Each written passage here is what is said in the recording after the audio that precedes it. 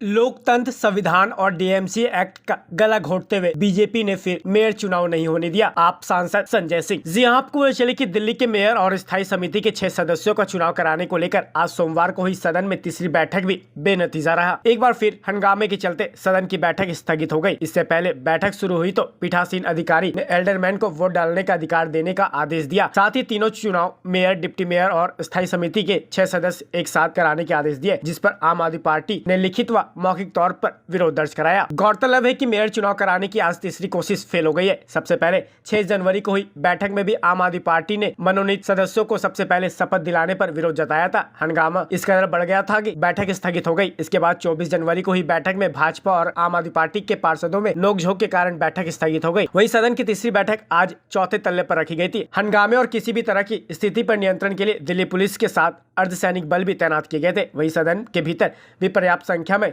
Civil defence volunteers और commando तैनात थे। आज आप लोगों ने फिर से एक बार देखा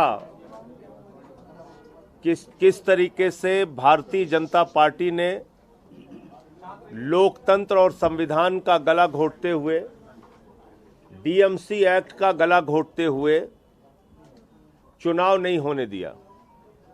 चुनाव इसलिए नहीं होने दिया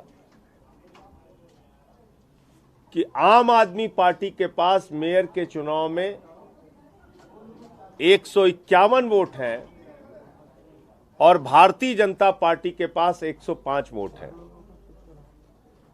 पीठासीन अधिकारी जिसको जिम्मेदारी दी गई है सिर्फ मेयर का चुनाव कराने की, वो पीठासीन अधिकारी महोदया कहती हैं एल्डरमैन भी वोट डालेंगे, जो पूरी तरह तौर से संविधान की दृष्टि से भी गलत है और डीएमसी एक्ट की भी दृष्टि से गलत है।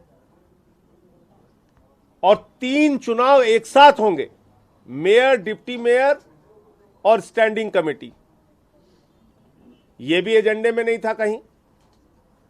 तो क्या दिल्ली के एलजी के आदेश का कोई मतलब है या वो भारतीय जनता पार्टी के साथ मिलकर पूरा खेल कर रहे हैं? क्या भारत के संविधान का कोई मतलब है या उसका गला इसी तरीके से घोटा जाएगा? क्या इस देश में लोकतंत्र में चुनाव का कोई मतलब है या दिल्ली के जनता ने एमसीडी में जो अपना मैंडेट जनादेश दिया है उसका इसी तरीके से गला घोटा जाएगा? कोई जवाबदेही नहीं।